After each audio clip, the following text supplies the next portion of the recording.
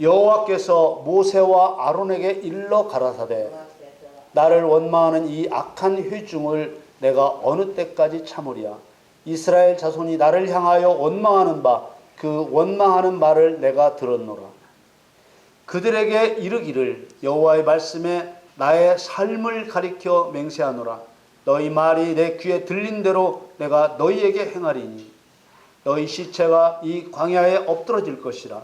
너희 20세 이상으로 계수함을 받은 자 곧 나를 원망한 자의 전부가 여분네 아들 갈렙과 눈의 아들 여호수아 외에는 내가 맹세하여 너희로 거하게 하리라 한 땅에 결단코 들어가지 못하리라.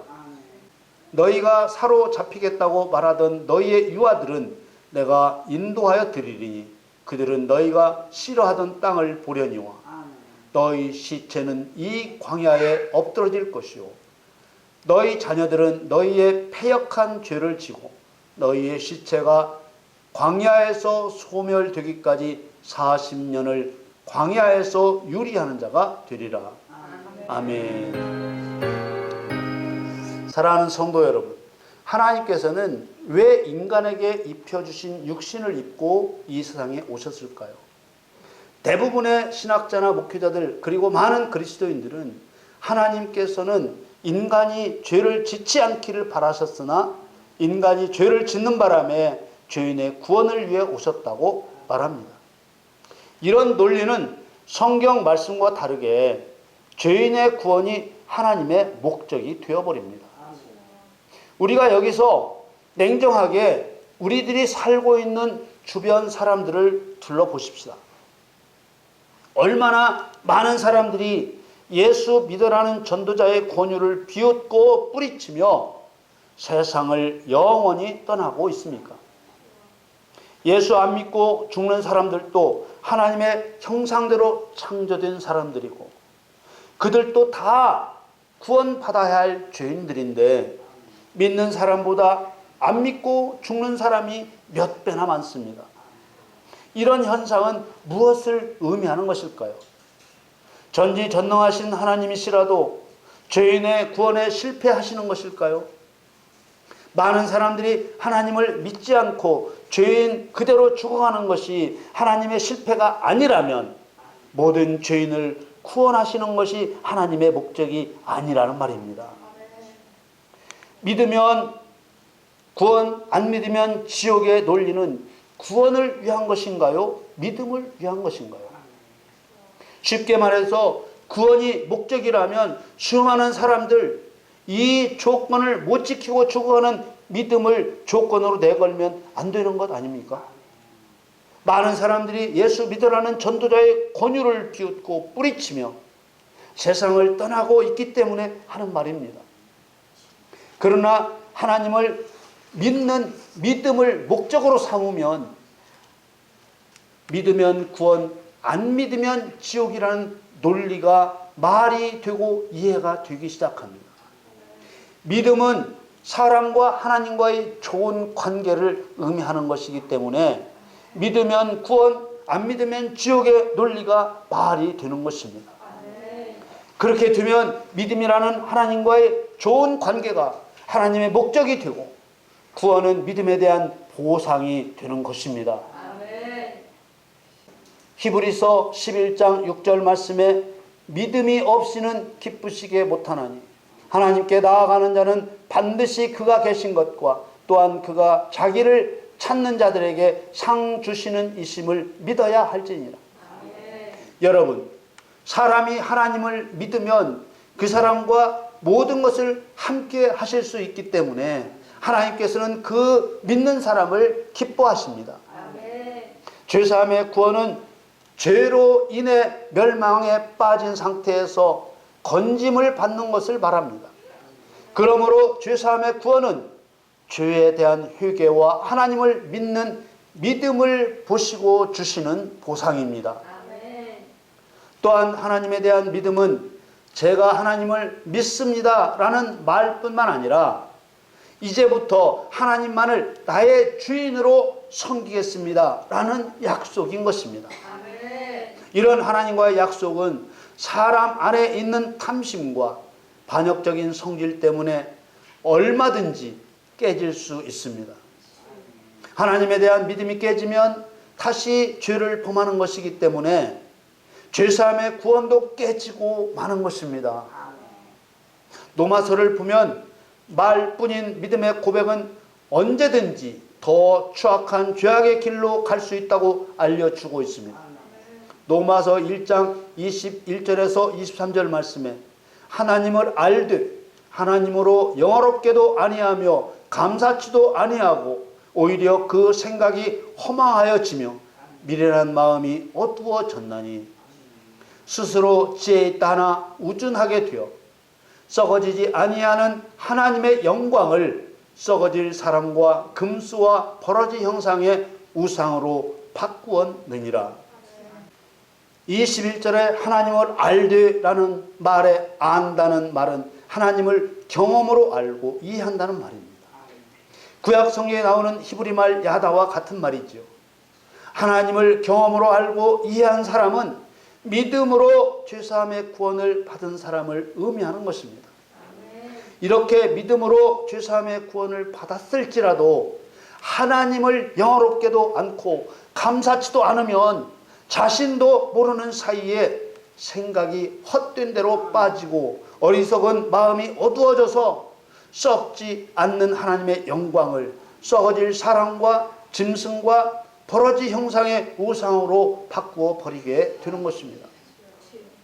여기서 하나님을 영화롭게 아니한다는 것과 감사치도 아니한다는 두 가지 조건이 없는 성도의 생활은 믿음을 잃어버린 삶이고 하나님의 명령을 순종치 않는 삶입니다. 믿음을 잃었기 때문에 순종치 못하는 것이고 순종치 않기 때문에 죄사함의 구원은 파기되고 사형을 당한다는 것입니다. 로마서 1장 32절에 저희가 이 같은 일을 행하는 자는 사형에 해당하다고 하나님의 정하심을 알고도 자기들만 행할 뿐 아니라 또한 그 일을 행하는 자를 옳다 하느니라. 하나님을 영화롭게도 않고 감사치도 않으면 아무리 믿음으로 죄사함의 구원을 받았어도 구원은 깨지고 사형을 면치 못하는 것입니다. 우리가 출애굽기 민수기를 통해서 알고자 하는 내용이 바로 죄사함의 구원을 받았어도 하나님을 원망하게 되면 구원에서 끊어진다는 사실을 알고자 합니다. 이것을 알아보아야 할 이유가 있습니다.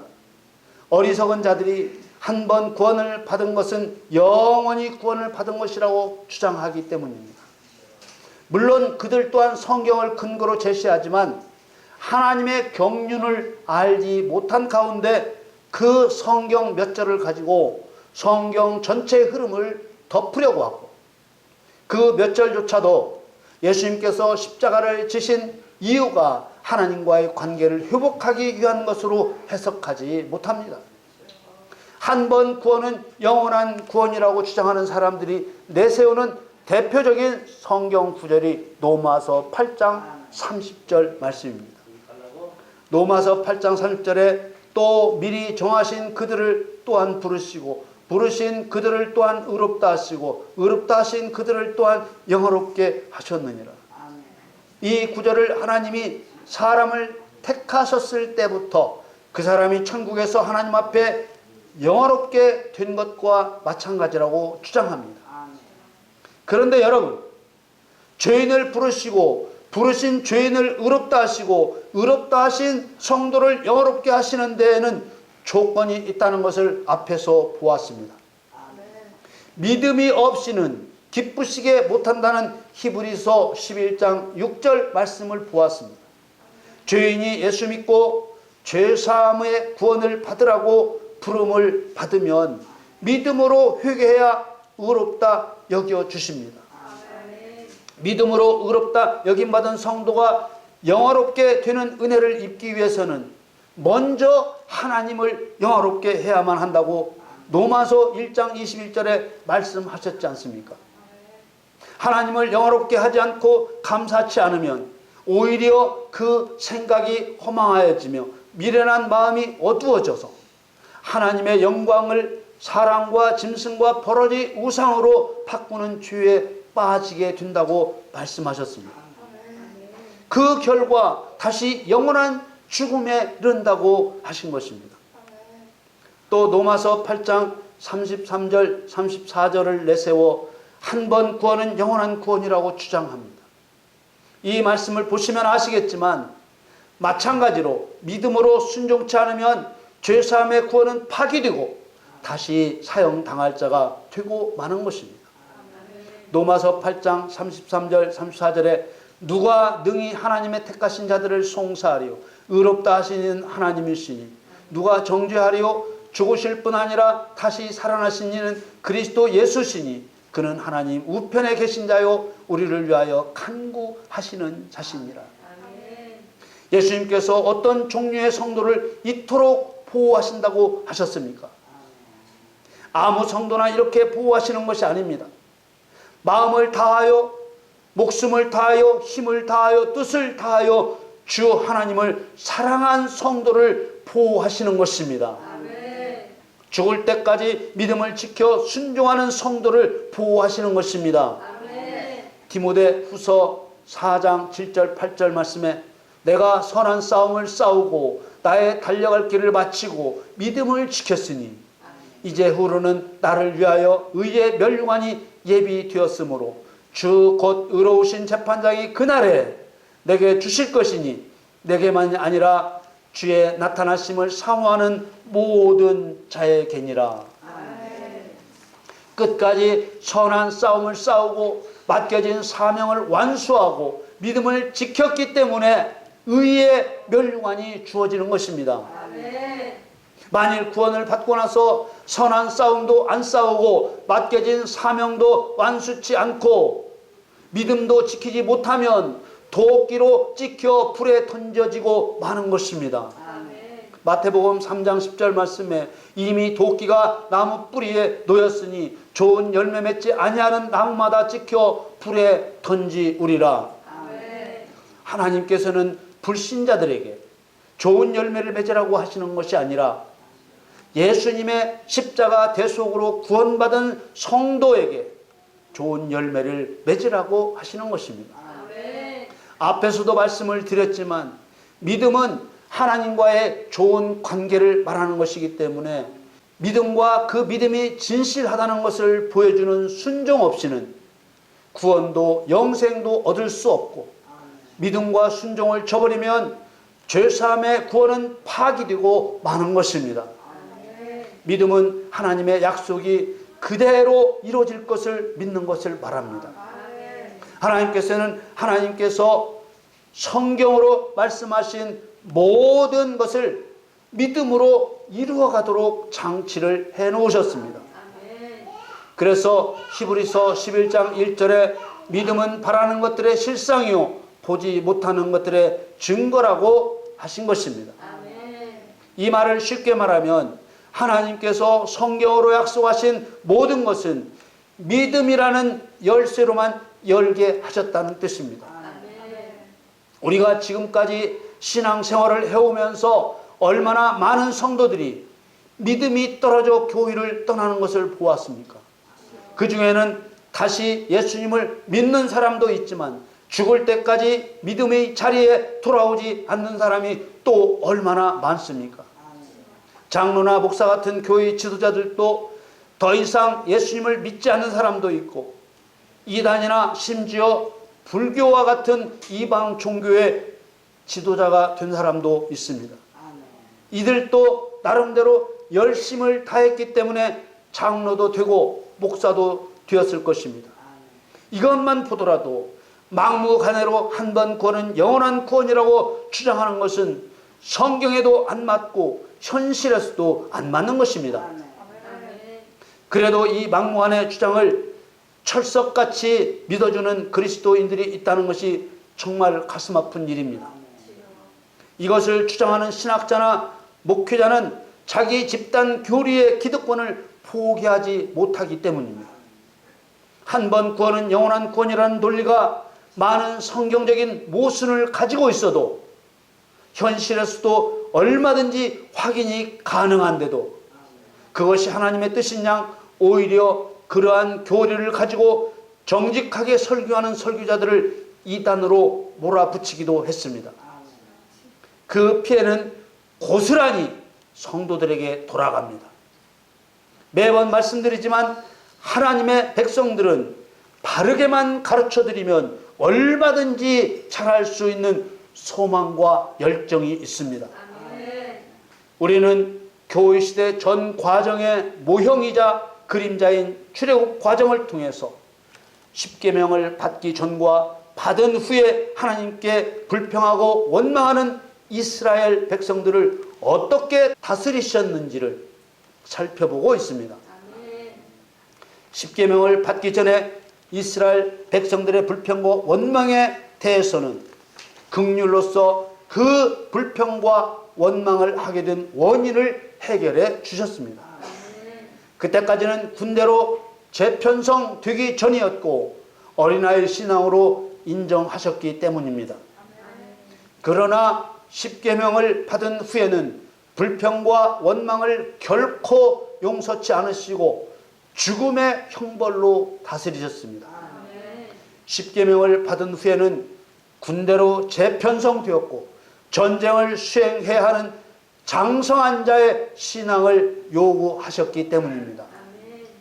지난주에는 민수기 11장 1절에서 백성들이 하늘의 만나 위에는 아무것도 없다고 악한 말로 불평하고 원망했을 때 엄청난 양의 메추라기를 몰아주시고 그 메추라기 고기를 씹으려 할 때 불평하고 원망한 자들을 죽이셨다는 말씀을 나누었습니다.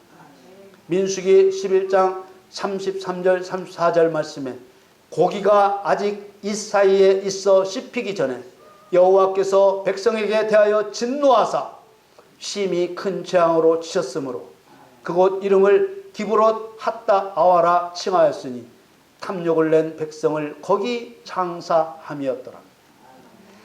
출애굽 과정에서 십계명을 받은 이스라엘 백성들이 하나님께 불평하고 원망한 것은 하나님의 약속을 믿지 않고 전쟁을 수행할 군인으로서 충성되지 못했으며 탐욕을 가졌기 때문입니다. 다시 정리하면 믿음 없음, 군인으로서의 충성치 않음, 탐욕으로 죽은 것입니다. 이 말은 우리가 살고 있는 교회 시대에도 믿음 없음, 군인으로서의 충성치 않음, 탐욕으로 죄사함의 구원이 파악이 될 뿐만 아니라 영원히 멸망당하게 될 것을 모형으로 보여주신 것입니다. 다시 한번 여러분께 강조드리지만 성도를 향하신 하나님의 목적은 믿음과 순종에 따른 하나님과의 좋은 관계를 세우시는 것이 목적입니다. 오늘 본문 말씀은 여러분께서 너무나 잘 알고 계시는 12족장의 가나안 정탐을 마친 후에 여호수아와 갈렙을 제외한 10 정탐꾼이 약속의 땅을 악평했고 이로 인해 불평하고 원망한 모든 사람을 단 한 사람도 예의 없이 광야에서 다 죽이셨다는 내용입니다. 이 어찌 두려운 일이 아닙니까? 여러분, 이런 진실을 진실대로 알고 사는 것이 옳습니까? 아니면 한번 구원은 영원한 구원이라는 말에 속아 평안하다, 안전하다 하다가 지옥 가는 것이 옳습니까? 데살로니가 전서 5장 3절 말씀에 저희가 평안하다, 안전하다 할 그때 잉태된 여자에게 해산 고통이 이름과 같이 멸망이 후련히 저에게 이르리니 결단코 피하지 못하리라. 자신을 십자가에 못 박아 죽이시면서까지 우리를 사랑하신 하나님께서 우리가 진리대로 나아가면 무엇인들 도와주시지 않겠습니까? 여러분, 믿음으로 이 말씀을 받으시기를 축원합니다. 정탐꾼들이 가서 본 가나안 땅은 정말 아름답고 젖과 꿀이 흐르는 땅이었습니다. 문제는 그곳에 사는 사람들이 키가 크고 몸이 건장했다는 것입니다. 뿐만 아니라 네피림 후손 아낙 자손들이 있었습니다. 아낙이라는 조상의 후손들인 네피림 족속은 키가 3m에서 4m에 달하는 골리앗과 같은 거인 족속이었습니다. 보통 사람의 키를 1m 70cm를 잡아도 보통 사람의 2배에 달하는 거인들이었습니다. 당연히 하나님을 신뢰하지 않는 사람의 생각으로는 오금이 저리는 두려운 존재였습니다. 그래서 열 정탐꾼은 하나님이 주시겠다고 약속하신 약속의 땅 가나안을 악평했습니다. 그리고 이스라엘 백성들은 통곡하며 불평하고 원망했습니다. 민수기 14장 1절에서 3절 말씀을 보면 온 회중이 소리를 높여 부르짖으며 밤새도록 백성이 곡하였더라. 이스라엘 자손이 다 모세와 아론을 원망하며 온 회중이 그들에게 이르되 우리가 애굽 땅에서 죽었거나 이 광야에서 죽었다면 좋았을 것을 어찌하여 여호와가 우리를 그 땅으로 인도하여 칼에 망하게 하려 하는고 우리 처자가 사로잡히리니 애굽으로 돌아가는 것이 낫지 아니하랴. 하나님께서는 백성들을 살려달라는 모세의 간청에 즉시 죽이시지는 않으셨지만 광야에서 순차적으로 죽을 때까지 광야를 돌게 하셨습니다. 민수기 14장 22절 23절 말씀에 나의 영광과 애굽과 광야에서 행한 나의 이적을 보고도 이같이 10번이나 나를 시험하고 내 목소리를 청종치 아니한 그 사람들은 내가 그 주상들에게 맹세한 땅을 결단코 보지 못할 것이요 또 나를 멸시하는 사람은 하나라도 그것을 보지 못하리라. 지금 이 시대 많은 성도들의 마음이 한 번 구원은 영원한 구원이라는 거짓말에 하나님의 뜻을 벗어나 있습니다. 우리는 뜻을 돌이켜야 합니다. 어떻게 뜻을 돌이켜야 할까요? 끝까지 믿고 끝까지 순종하지 않으면 영원히 멸망당한다고 뜻을 돌이켜 믿어야 합니다. 그렇게 믿는 순간 성령께서 권세와 능력을 주시고 반드시 이기도록 도우십니다. 성경에 예수님께서 자기 원수들로 자기 발등상이 되게 하실 때까지 기다리신다고 말씀하셔도 원수 사단을 예수님의 발밑으로 보낼 어떤 노력도 않고 어떻게 보낼 수 있는지 알려고도 하지 않습니다. 우리는 여호수아와 갈렙의 길을 가야 합니다. 사단은 우리의 밥이라 여호와께서 우리와 함께 하시느니라 이렇게 선포해야 하는 것입니다.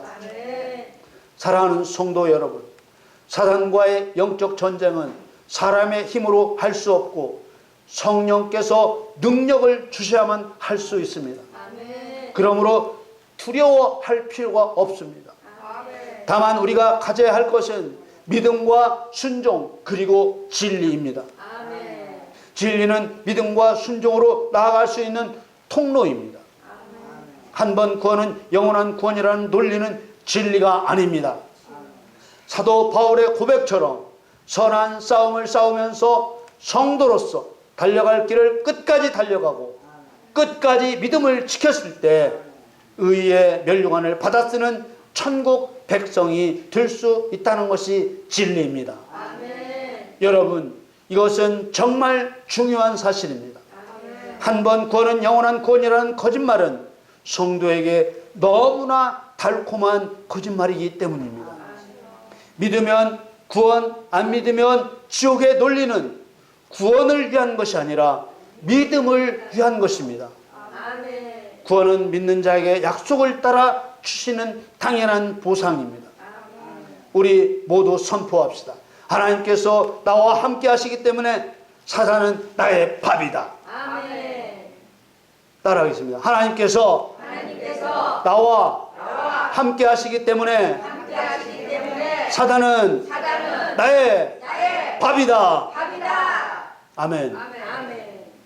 여러분 모두 여러분을 사랑하시며 도우시는 성령님과 함께 끝까지 믿고 끝까지 순종하여 하나님을 기쁘시게 하시기를 예수님의 이름으로 축원합니다.